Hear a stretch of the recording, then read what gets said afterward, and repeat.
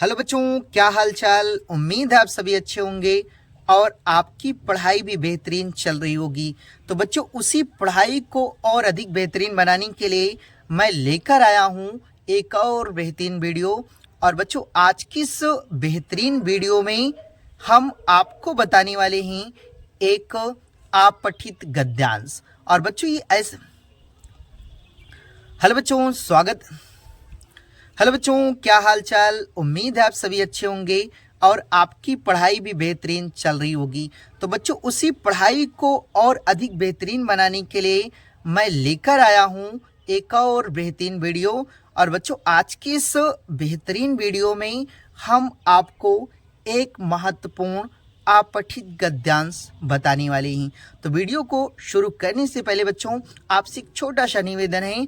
अगर आप इस चैनल पर नए हैं तो इस चैनल को सब्सक्राइब कर लीजिएगा और बेल आइकन को भी आप प्रेस कर दीजिएगा, ताकि बच्चों मेरी कोई भी वीडियो का नोटिफिकेशन हो वो आप तक सबसे पहले पहुंचे। तो आइए बच्चों शुरू करते हैं। देखिए बच्चों, आपके एग्जाम में ये प्रश्न पूछा कैसे जाता है। देखिए, जब आप हिंदी का पेपर बच्चों आपको मिलेगा तो उसमें जो आपका खंड खा होगा, ठीक, उसमें जो 10वां प्रश्न होगा वो होगा आपका कि अपठित गद्यांश पर आधारित निम्नलिखित प्रश्नों के उत्तर दीजिए। ठीक, तो कहने का मतलब ये है बच्चों कि आपको उसमें एक अपठित गद्यांश दिया होगा। जैसे ये एक अपठित क्या है, गद्यांश है। और बच्चों ये जैसे आप देख सकते हैं 2024 ये डी के सेट में पूछा गया था। ठीक, तो ऐसे करके आपका एक क्या होगा, अपठित गद्यांश दिया होगा।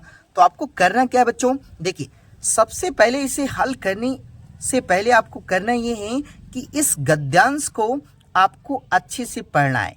क्योंकि अगर आप इसे अच्छे से पढ़ेंगे नहीं बच्चों, तो आप इसमें जितने भी प्रश्न हैं उन प्रश्नों का आप उत्तर नहीं दे पाएंगे। ठीक, तो इसलिए आपको क्या करना है, थोड़ा सा समय निकाल करके आपको इस गद्यांश को अच्छे से पढ़ लेना है। ठीक, तो देखिए गद्यांश में दिया क्या है।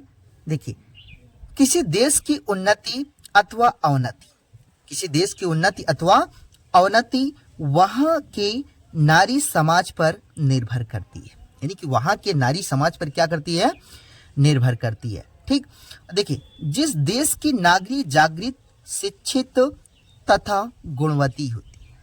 देखिए, जिस देश की नारी जागृत, शिक्षित तथा गुणवती होती है वही देश संसार में सबसे अधिक उन्नत समझा जाता है। यानी कहने का मतलब यह है बच्चों कि देखिए जिस देश की नागरिक क्या होंगी, शिक्षित होंगी। ठीक, यानी कि शिक्षित होंगी या पढ़ी लिखी होंगी तथा गुणवती यानी उनमें गुण होगा, वही न देश संसार में सबसे अधिक उन्नति न क्या किया जाता है, समझा जाता है। ठीक, तो देखिए इस दृष्टिकोण से भारत के वैदिक युग में नारी का महत्वपूर्ण स्थान था। नारी का क्या था, महत्वपूर्ण स्थान था। उस समय भारत सब देशों का सिरमौर माना जाता था। यानी कि उस समय भारत जो था सब देशों का क्या माना जाता था, सिरमौर माना जाता था।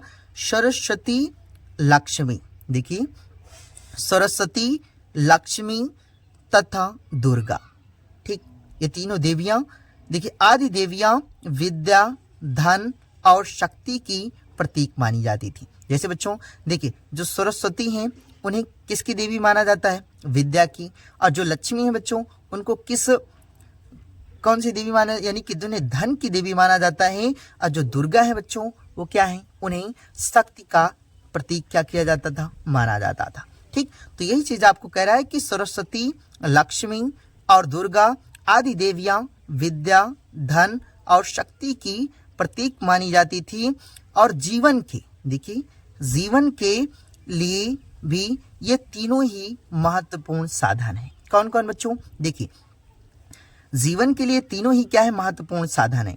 कौन कौन बच्चों, देखिए विद्या अगर आपके पास है, धन, शक्ति, ठीक, यही विद्या, धन और शक्ति की क्या मानी जाती, प्रतीक मानी जाती। और जीवन के लिए ये तीनों क्या है, महत्वपूर्ण साधन है। कौन कौन, विद्या, धन और शक्ति। ठीक, और ये नारी रूपी देवियों की कृपा से, ये नारी रूपी देवियों की कृपा से ही प्राप्त हो सकते थे। ठीक, अतः भारतवर्ष में सर्वत्र देवियों का पूजन होता था। यानी कि भारतवर्ष में सर्वत्र देवियों का पूजन होता था।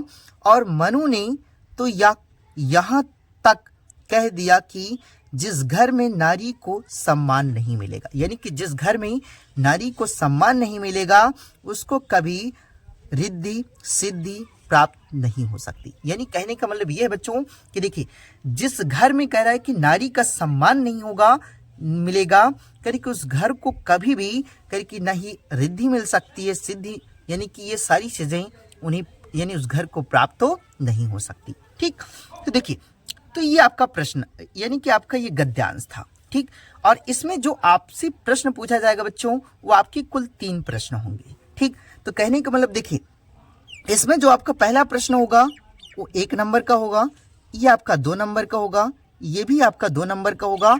और इसके बाद बच्चों देखिए, ये जो आपका देखिए ये कुल आपके कितने हैं, यानी कि देखिए 1 नंबर ये हुआ, 2 2 4, यानी कि आपकी ये कुल 5 अंक के क्या किए जाएंगे, पूछे जाएंगे।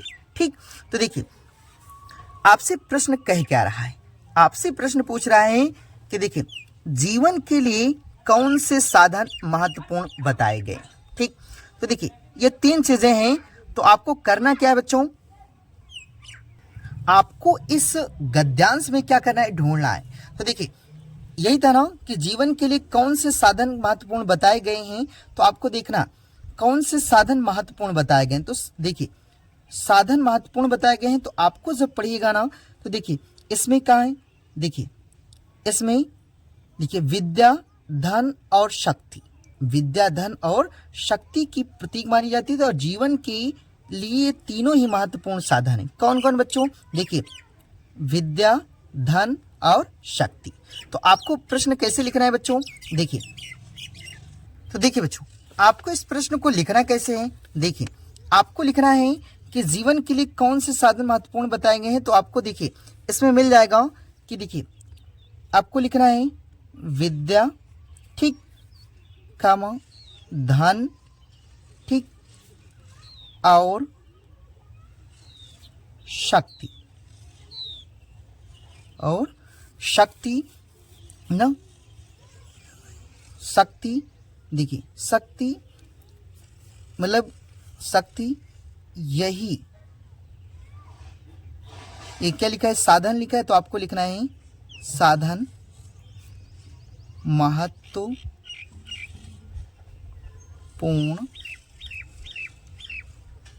बताए,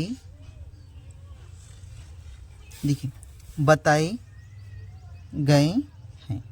ठीक, तो यानी कहने का मतलब यह है बच्चों कि देखिए विद्या धन और शक्ति यही साधन क्या किए गए हैं, महत्वपूर्ण बताए गए हैं। ठीक, तो आपको पहला प्रश्न क्या करना है बच्चों, लिख लेना।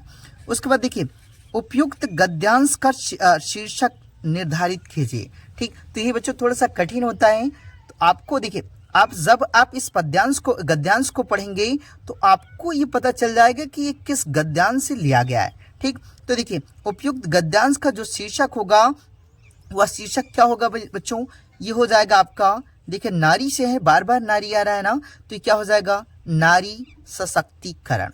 ठीक, तो यानी कि नारी सशक्तिकरण यही आपका क्या हो जाएगा, गद्यांश हो जाएगा।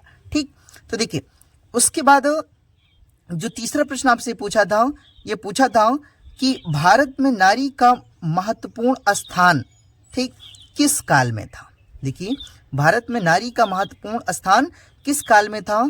तब आप जब पढ़ेंगे बच्चों तो देखिए इसमें आपको जब आप पढ़ेंगे तो इसमें मिल जाएगा, देखिए इस दृष्टिकोण से भारत की वैदिक युग, किस युग में बच्चों, वैदिक युग में नारी का महत्वपूर्ण स्थान था। यानी कहने का मतलब ये है बच्चों कि आपको यहीं से क्या करना है, लिख करके यहाँ तक क्या करना है, लिख देना है। यानी कि वैदिक युग में नारी का महत्वपूर्ण स्थान था। ठीक, तो ये बच्चों देखिए 1 नंबर इससे मिलेगा आपको, और ये 2 अंक आपको 2 प्रश्नों से मिलेगा। तो यानी कहने का मतलब ये आपका 5 अंक का पूछा जाएगा। ठीक, तो बच्चों आप ये आसान होता है।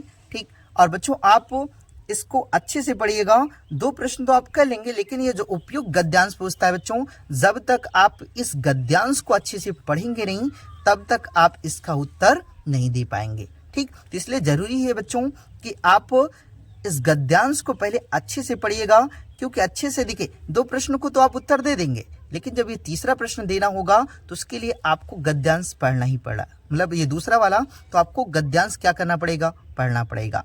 ठीक, तो इसलिए बच्चों पहले से ही आप गद्यांश पढ़ लीजिएगा ताकि आप तीनों प्रश्नों का उत्तर एकदम सही से दे पाएं। ठीक, तो आई होप बच्चों कि आपको यह वीडियो पसंद आई होगी। और बच्चों अगर आपको यह वीडियो पसंद आई है तो इस चैनल को सब्सक्राइब कर लीजिएगा और बेल आइकन को भी आप प्रेस कर दीजिएगा, और इस वीडियो को आप लाइक कर दीजिएगा और अपने दोस्तों में फॉरवर्ड कर दीजिएगा। तो आई होप बच्चों कि आपको यह वीडियो पसंद आई होगी। तो मिलते हैं एक नई वीडियो के साथ, तब तक के लिए धन्यवाद।